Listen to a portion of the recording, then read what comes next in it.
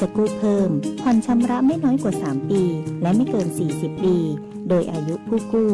รวมกับระยะเวลาที่ขอกู้ต้องไม่เกิน70 ปีอัตราดอกเบี้ยตามเงื่อนไขที่ธนาคารกำหนดสนใจติดต่อได้ที่ธนาคารอาคารสงเคราะห์ใกล้บ้านแอดไลน์ GHB Buddy หรือโทร 054-621-490-5 ทอส.แพร่พร้อมให้บริการคุณมาช่วยกันเฝ้าระวังไฟป่ามาผู้ก่อว่าภาคเหนือมีพื้นที่เผาซ้ำซากสูงถึง10 ล้านไร่กว่า 90% ของไฟป่ามาจากฝีมือมนุษย์ที่เผาเพื่อหาเห็ดของป่าและการเผาเศษซากพืชหลังการเก็บเกี่ยวบ่ว่าจะเป็นต่อสั่งข้าวโพดเลี้ยงสัตว์หรือนาข้าวฝุ่นควันจากการเผาคือ PM 2.5 ภัยเงียบติยะฮืออายุสั้นลงถึง1 ปีจากทั้งปอดอุดกันมะเร็งหัวใจล้มเหลวและสมองเสื่อมวร่วมใจคนไทยหยุดเผาคืนลมหายใจสะอาดให้ลูกหลานกับโครงการจัดยะนโยบายการเปลี่ยนแปลงการใช้ประโยชน์ที่ดินเพื่อบริหารจัดการ PM 2.5 สนับสนุนโดยวช.สำนักงานการวิจัยแห่งชาติช่วยกันรักษาบางส่วนให้นาบ่ฮื้อไฟป่ามันเข้าขบวนยาวแต่เราเข้ามาทั้งอำเภอวิทยุแห่งประเทศไทยจังหวัดแพร่ FM 91 เมกะเฮิรตซ์ให้ความรู้คู่ความสุข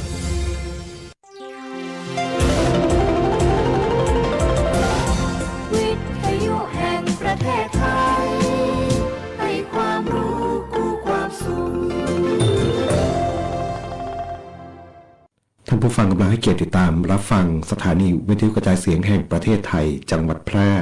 ทำการส่งกระจายเสียงด้วยระบบ FM สเตอริโอมัลติเพล็กซ์ความถี่ 91 เมกะเฮิรตซ์จากนี้ไปรับฟังรายการรักสิ่งแวดล้อม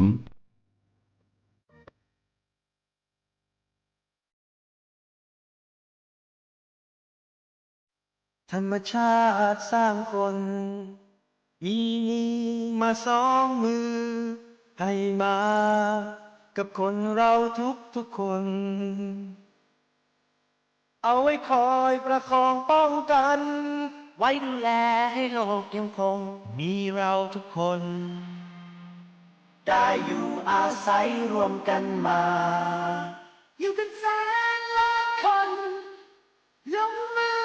คนละมือช่วยกันถ้าเรายังเห็นคุณค่าในเมื่อเราเป็นคนทั้งที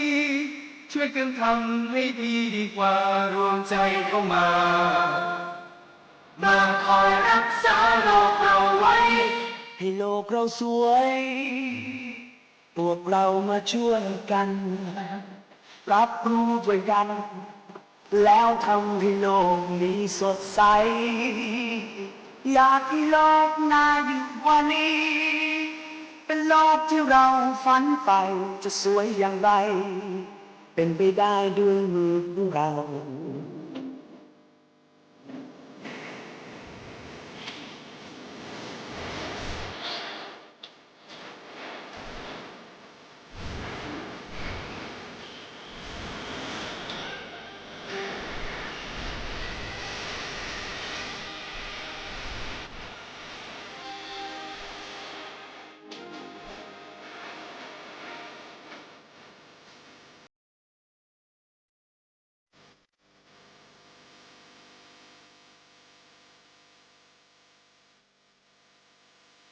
อีกไม่ช้า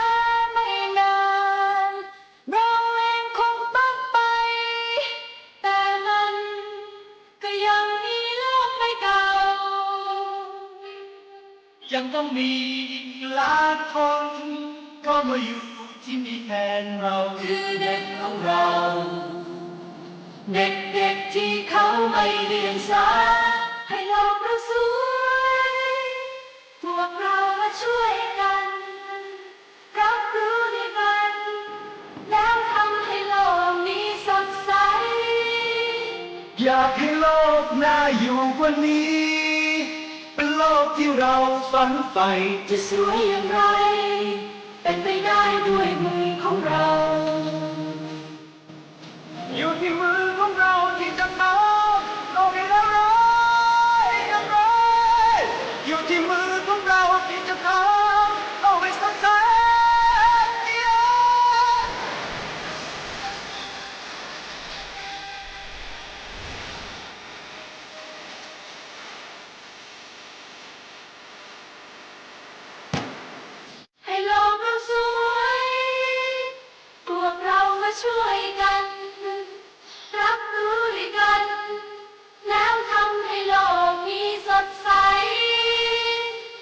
ให้โลกน่าอยู่กว่านี้ เป็นโลกที่เราฝันใฝ่จะสวยอย่างไร เป็นไปได้ด้วยมือของเราเอง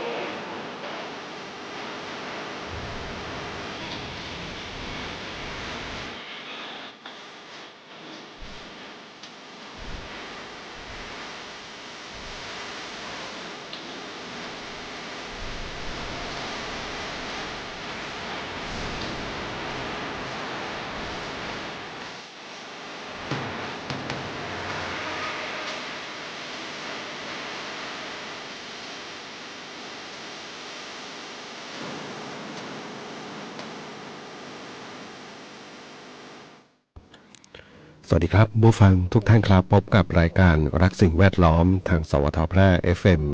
91 เมกะเฮิรตซ์ครับวันพุธที่ 8 เมษายน 2569 อยู่กับผมแสวงเป้าเพชรเป็นผู้ดำเนินรายการครับกลับมาพบกับท่านผู้ฟังกัน เริ่มต้นกันในช่วงเช้าๆครับในวันพุธกลางสัปดาห์นะครับสัปดาห์นี้มีวันทำการอยู่ 4 วันนะครับเมื่อวานนี้วันแรกเนาะเพราะมีวันหยุดวันจันทร์อยู่แล้วก็ในสัปดาห์หน้านะครับก็จะมีวันหยุดช่วงสงกรานต์นะครับหลายคนก็เตรียมตัว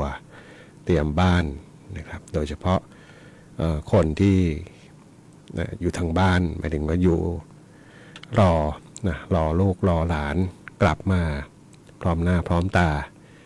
นะครับปีนี้จะต้องก็เรียกนะอยู่ในเงื่อนไขบางอย่างนะเพราะว่าราคาพลังงานที่สูงขึ้นเนาะนะครับก็ส่งผลให้การใช้รถ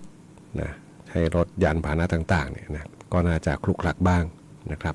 ช่วงนี้ก็ดูถ้าพูดมองในเชิงบวกก็ดีอยู่อย่างหนึ่งก็คือรถที่วิ่งอยู่นะความเร็วไม่มากนะผู้จัดรายการสังเกตรถที่วิ่งอยู่ความเร็วไม่มากนะอยู่ในไม่น่าจะเกินกฎหมายกำหนดด้วยล่ะเนาะแต่ต่ำกว่ามีไหมมีเยอะ ต่ำกว่าหมายถึงว่ามันช้าเกินเหตุก็เยอะนะครับช้าจนจะใช้คำว่าน่ารำคาญก็ได้นะเนาะรู้ว่าประหยัดน้ำมันนะแต่ว่าบางครั้งมันก็ไม่ใช่นะทั้งถนนจะวิ่งแค่คนเดียวอะไรแบบนี้เนาะนะครับไฟเขียววิ่งผ่านรถได้แค่2 คันเพราะมันช้ามากนะเอาพอดีพองามเถอะเนาะวิ่งช้ามากก็ใช้จะประหยัดน้ำมันนะครับนะเพราะว่าเครื่องยนต์กลไกต่างๆความเร็วรอบมันสูงเนาะนะครับมันมีความเร็วที่พอดีอยู่นะครับช่วงนี้ก็เห็นนะเพิ่มขึ้นนะสำหรับรถลาที่ขับขี่ในความรู้สึกก็คืออยากจะให้ประหยัดแหละเนาะแต่ว่ามันก็ทำให้ติดขัดได้เหมือนกันนะครับนะรถก็ยังเยอะอยู่แต่ว่าความเร็วก็เหมาะสมเนาะแล้วก็ถนนหนทางต่างๆก็ยังมีการซ่อมมีการปรับปรุงนะครับถนนพญาพลนี่น่าจะไม่ทันสงกรานต์แล้วล่ะ ดูท่าทางแล้วนะน่าจะเป็นธุรกิจ SME หรือว่าผู้รับเหมาเนาะนะครับนะใจเย็น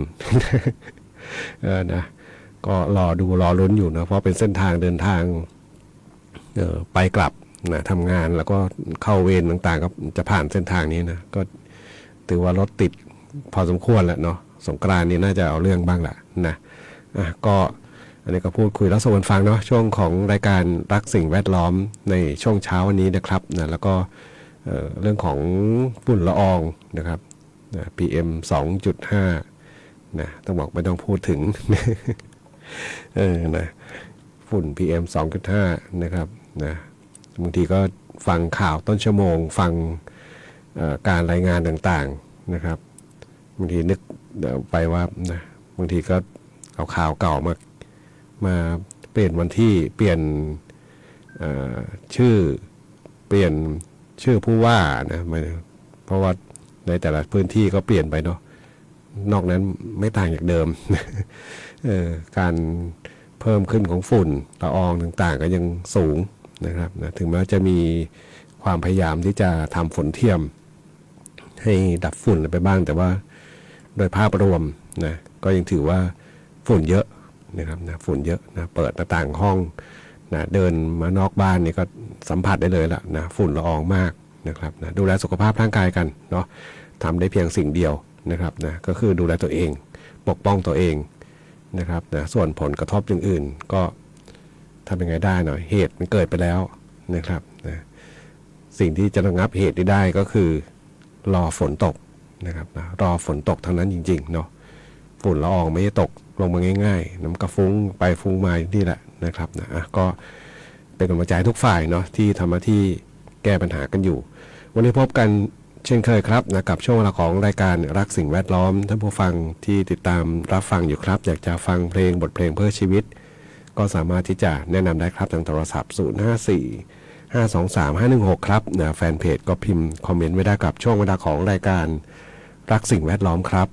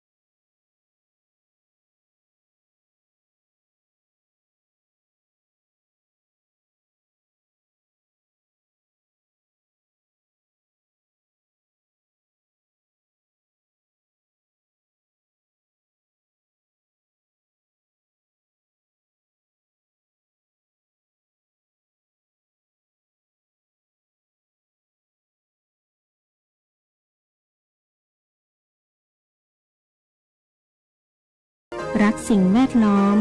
พบกันทุกวันจันทร์ถึงวันศุกร์เวลา 9:10 นาทีถึง 10 นาฬิกาทางสถานีวิทยุกระจายเสียงแห่งประเทศไทยจังหวัดแพร่ FM 91 เมกะเฮิรตซ์พร้อมสวทกลุ่มจังหวัดภาคเหนือตอนบน 2 ถิ่นฟ้าล้านนาตะวันออก โลกเราสวยพวกเรามาช่วยกัน รับรู้ด้วยกัน แล้วทำให้โลกนี้สดใส อยากให้โลกน่าอยู่กว่านี้ เป็นโลกที่เราฝันใฝ่จะสวยอย่างไร เป็นไปได้ด้วยมือของเรา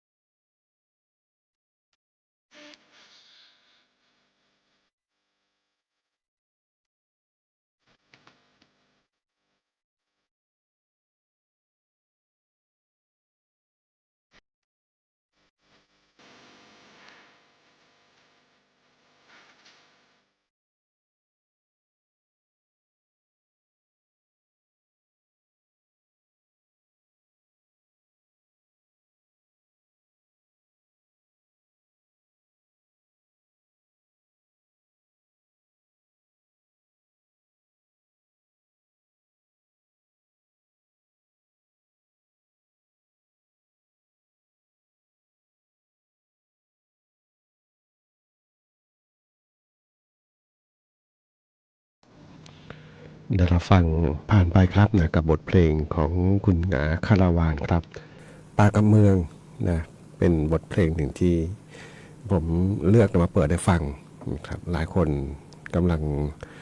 เรียกว่าโหยหาเนาะน้ำแหล่งน้ำบ้างนะกินเที่ยวอยู่กับธรรมชาตินะช่วงหน้าร้อนนี่แหละเนาะลองสังเกตได้ว่านะสถานที่ที่หลายคนนะชอบไปนั่งไปอาจจะพาครอบครัวไปทานข้าวเนาะที่ไหนนะช่วงนี้ไม่เหมาะเท่ากับสิ่งที่เรียกว่าเป็นธรรมชาตินะครับเชื่อว่าหลายที่นะที่มีร้านค้าร้านขายอยู่กับธรรมชาติที่ยังพอหลงเหลืออยู่บ้างนะครับนะก็น่าจะเรียกว่าคนก็แห่แหนกันไป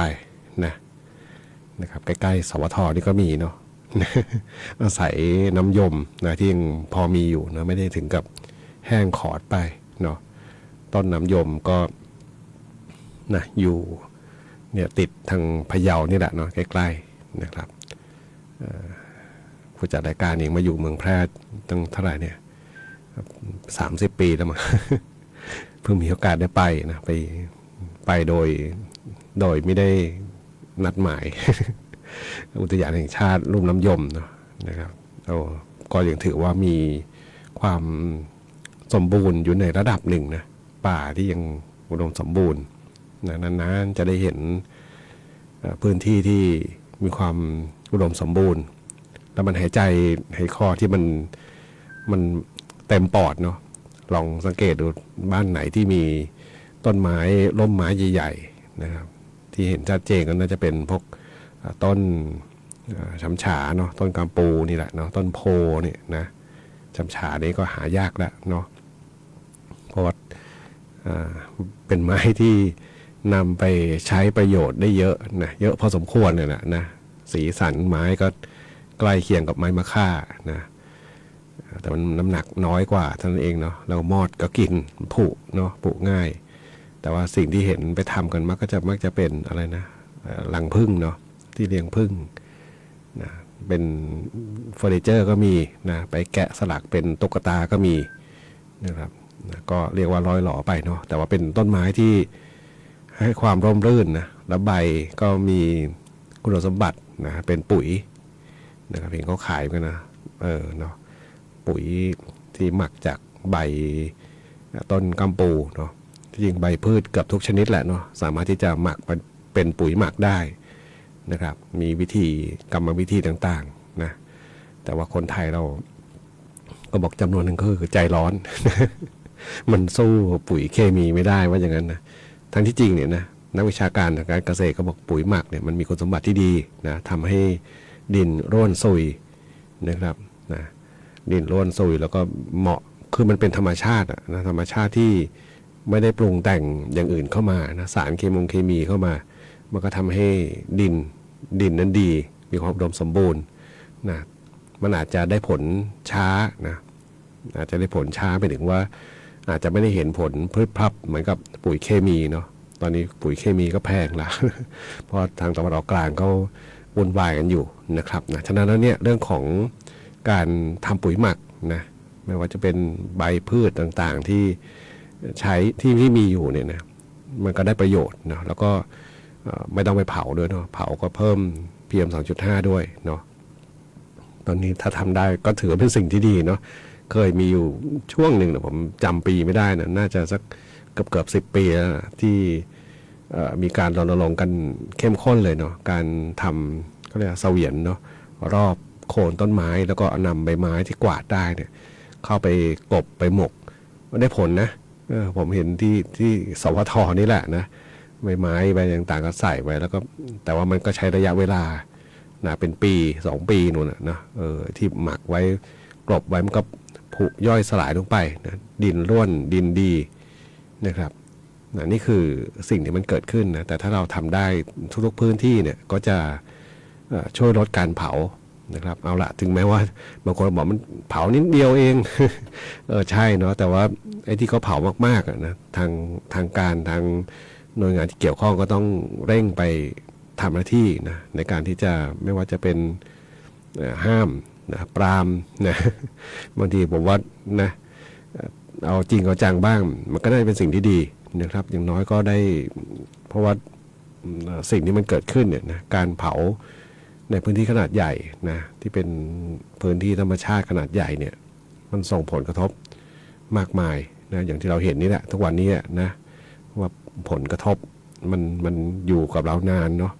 บางทีเราจะลืมไปบ้างเพราะว่าเรามีกิจกรรมอื่นๆเข้ามาเสริมนะทำให้เราสนุกสนานไปแต่ว่าเราลืมสิ่งที่มันเกิดขึ้นพอวนมาอีกปีแล้วก็มานึกขึ้นได้นะนะมันเกิดขึ้นแบบนี้นะครับนะก็หวังว่านะเราจะค่อยๆปรับตัวไปเนาะนะครับนะค่อยๆปรับไปเพื่อที่จะให้อากาศที่ดีให้เราหายใจนะครับนะบ้านไหนมีสวนผลไม้มีต้นไม้ร่มไม้ใหญ่ๆเนี่ยเห็นผลทันตาเลยว่านะ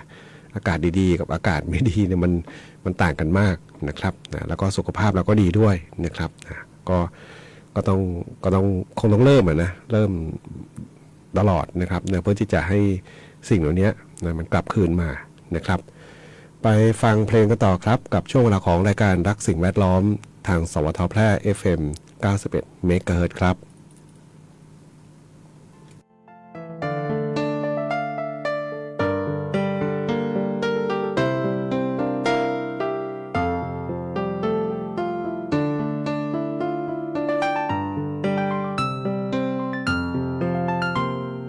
เสียงแววหวานเลไรระงม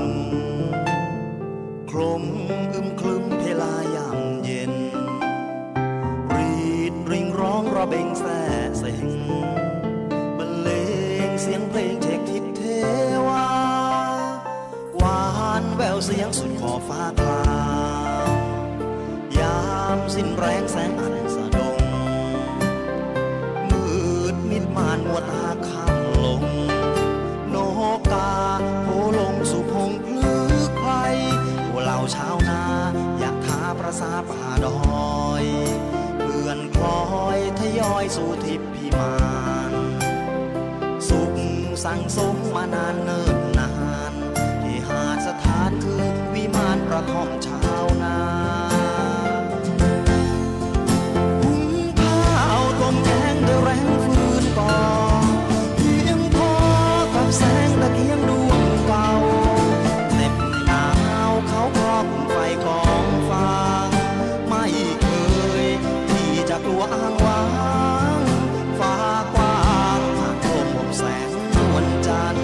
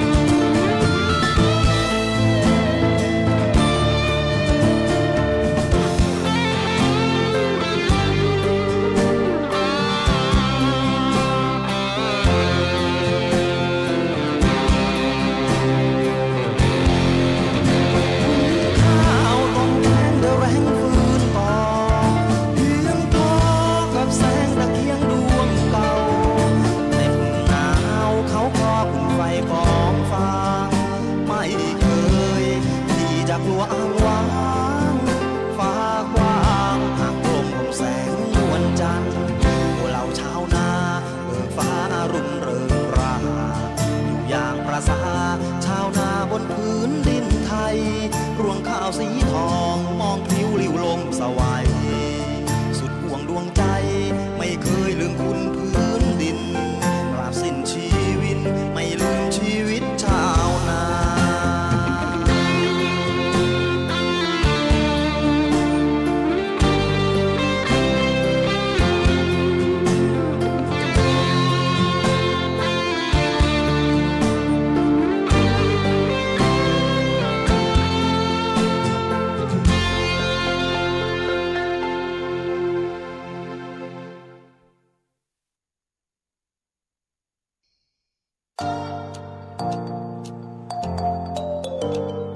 ถ้าคุณกำลังถามตัวเองว่าเรียนอะไรดีที่จบแล้วมีงานทำจริงเรียนอะไรที่ต่อยอดชีวิตได้ไกลกว่าห้องเรียนหยุดคิดไว้ตรงนี้เพราะคำตอบอยู่ที่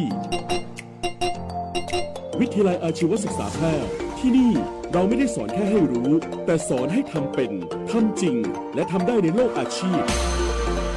เปิดรับสมัครนักศึกษาใหม่ปีการศึกษา 2569 สำหรับผู้จบม.3 ม.6 และปวช.3 ครบทุกสายที่ตลาดต้องการ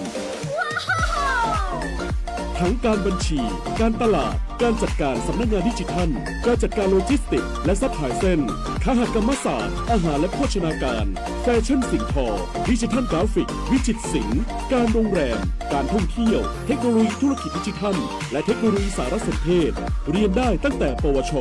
ปวส จนถึงระดับปริญญาตรี ระบบปกติและทวิภาคี เรียนไป ทำงานไป มีรายได้ระหว่างเรียน ที่สำคัญเรามีสถานประกอบการชั้นนำรองรับการฝึกจริง และมีทุนการศึกษาอีกมากมาย รอคุณอยู่ อยากมีอาชีพ อยากมีอนาคตที่จับต้องได้ เริ่มต้นวันนี้ที่วิทยาลัยอาชีวศึกษาแพร่ เตรียมชีวิตจริง ให้พร้อมสู่โลกอาชีพ เรียนจริง ทำได้จริง มีงานรองรับ เพราะความสำเร็จที่ยิ่งใหญ่ เกิดขึ้นได้ที่ วิทยาลัยอาชีวศึกษาแพร่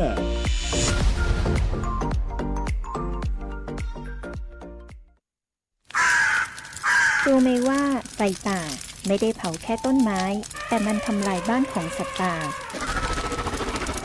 ทำลายหน้าดินและทำให้แหล่งน้ำแห้งขอด ควันไฟที่ลอยคละคลุ้งคือพิษร้ายที่ทำลายลมหายใจของคุณ และคนที่คุณรัก อย่าให้ปีนี้ต้องเกิดการสูญเสีย เรามาช่วยกันปกป้องผืนป่าให้กลับมาเขียวขจี เพื่อฟ้าใสไร้ฝุ่นควันพบไฟป่าอย่าปล่อยผ่าน รีบแจ้งเจ้าหน้าที่ในทันที หยุดเผา หยุดฝุ่น เพื่อคุณเพื่อเรา ด้วยความห่วงใยจากองค์การบริหารส่วนจังหวัดแพร่ คุณกำลังฟังรายการ รักสิ่งแวดล้อม พบกันทุกวันจันทร์ถึงวันศุกร์เวลา 9:10 นาทีถึง 10 นาฬิกาทางสถานีวิทยุกระจายเสียงแห่งประเทศไทยจังหวัดแพร่ FM 91 เมกะเฮิรตซ์พร้อมสวทกลุ่มจังหวัดภาคเหนือตอนบน 2 ถิ่นฟ้าล้านนาตะวันออก ให้โลกเราสวย พวกเรามาช่วยกัน รับรู้ด้วยกัน แล้วทำให้โลกนี้สดใส อยากให้โลกน่าอยู่กว่านี้ เป็นโลกที่เราฝันใฝ่จะสวยอย่างไร เป็นไปได้ด้วยมือของเรา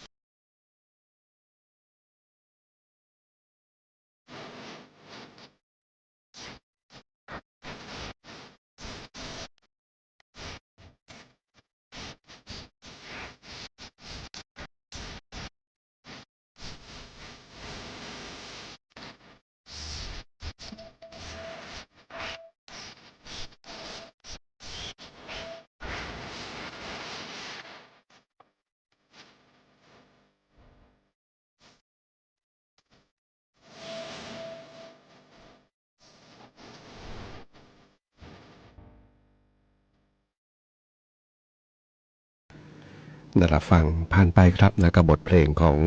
คุณแอดคาราบาวครับผู้เฒ่าครับนะสำหรับบทเพลงที่ท่านผู้ฟังถามถึงเข้ามาในช่วงเวลาของรายการรักสิ่งแวดล้อมทางสวทแพร่ FM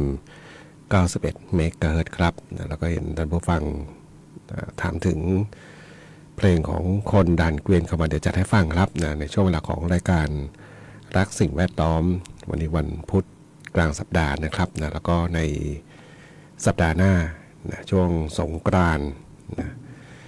การเดินทางต่างๆก็น่าจะเริ่มกันตั้งแต่วันศุกร์นี่แหละเนาะวันศุกร์ที่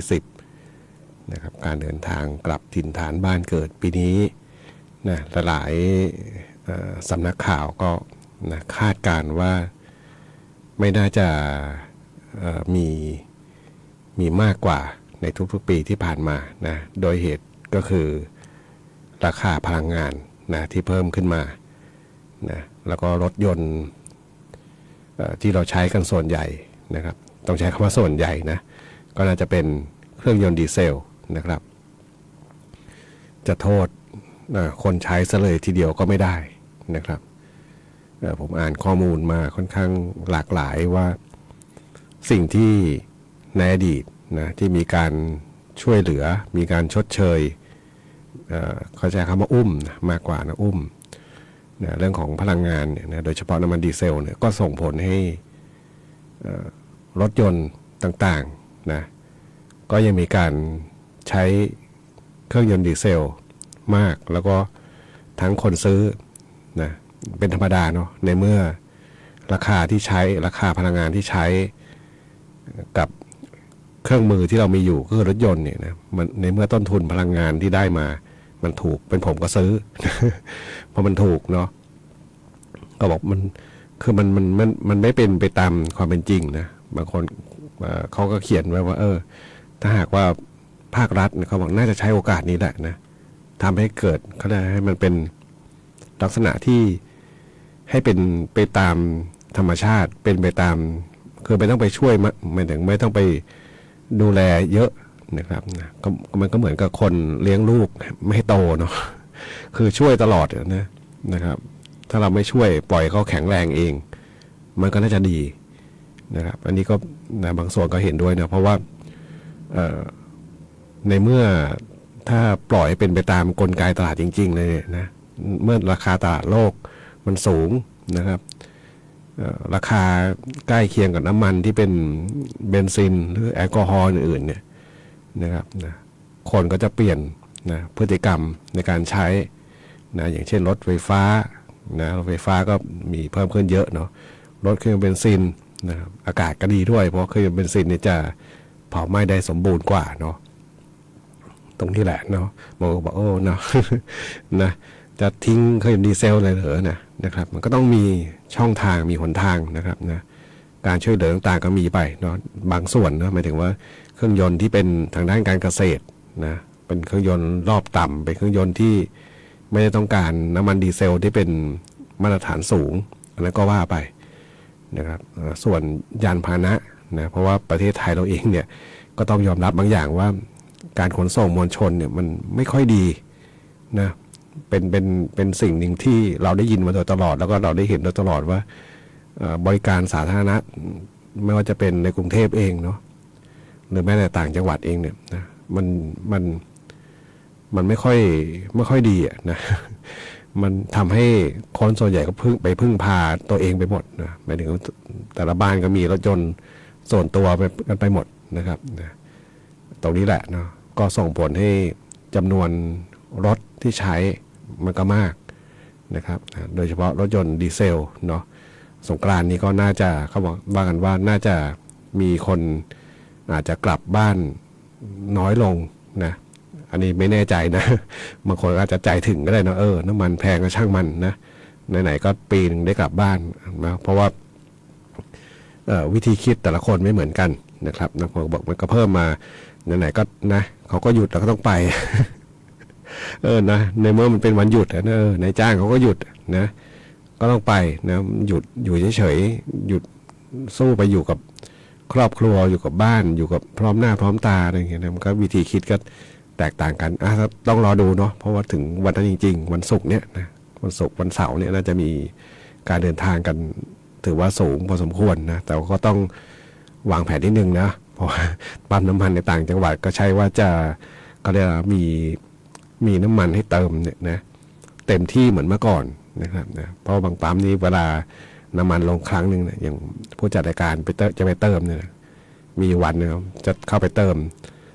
เด็กปั๊มโบกมือ คือมันหมดเนาะแต่ว่าเขาก็มีมาเติมให้แต่ว่ารถจะมาเติมยังไม่ถึงเวลามานะอันนี้ก็คือต้องดูนิดนึงนะแต่เชื่อว่าก็ไม่ขาดแคลนเหมือนกับช่วงแรกๆหรอกนะครับนะก็ดูนิดนึงเนาะนะครับนะเพราะมาตรการอย่างทางนายกเองก็บอกว่าเนี่ยนะมาตรการที่จะเหมือนกับให้ประหยัดเนี่ยนะก็จะเริ่มหลังสงกรานต์เนาะหลังวันที่20นะเรื่องของการปิดปั๊มเปิดปั๊มเป็นเวลาเนี่ยนะเพื่อที่จะให้ประหยัดพลังงานเนาะเพราะต้องดูท่าที่ทางตะวันออกกลางก็เหมือนกันเนาะว่าเขาจะไปยังไงกันต่อนะครับนะก็รอดูเนาะเพราะส่งผลกระทบกับทุกๆคนเลยไปฟังเพลงกันต่อครับกับงานเพลงของคนด่านเกวียนครับชาวนาอะไรครับ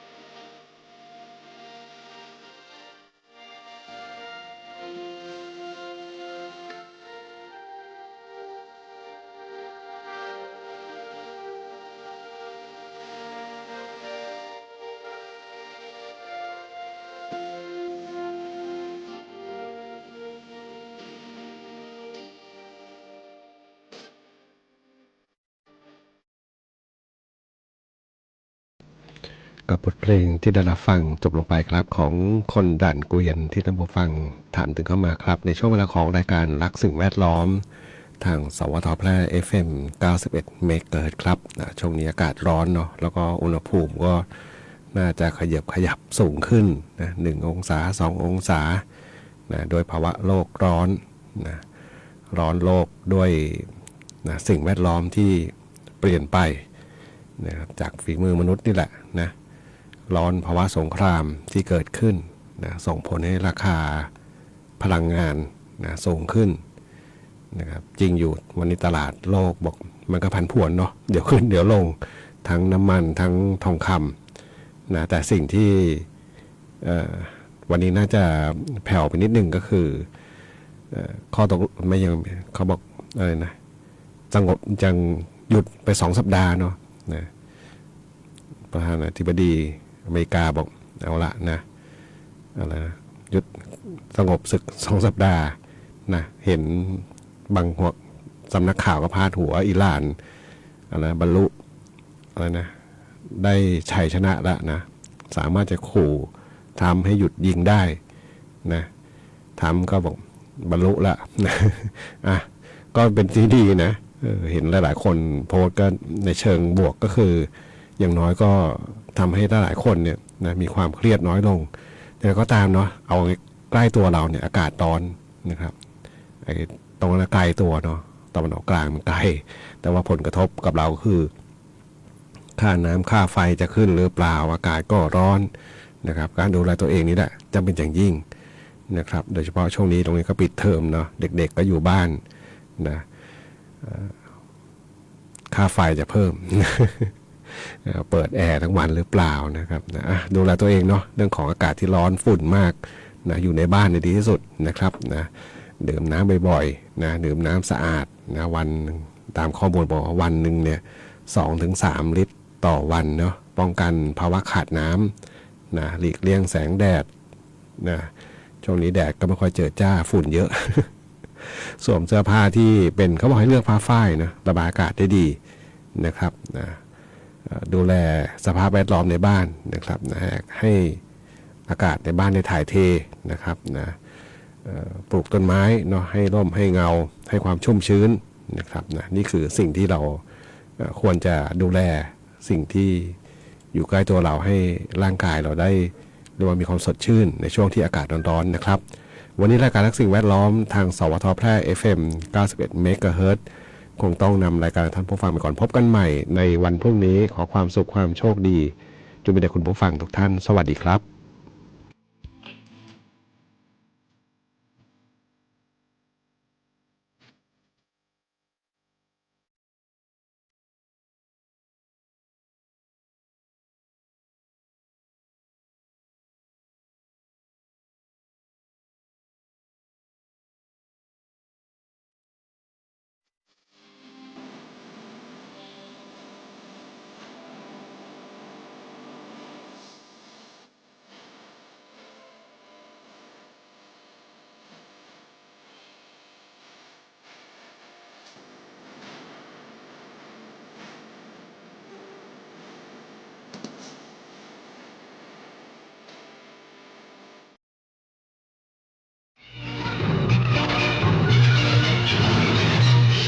สถานีวิทยุกระจายเสียงแห่งประเทศไท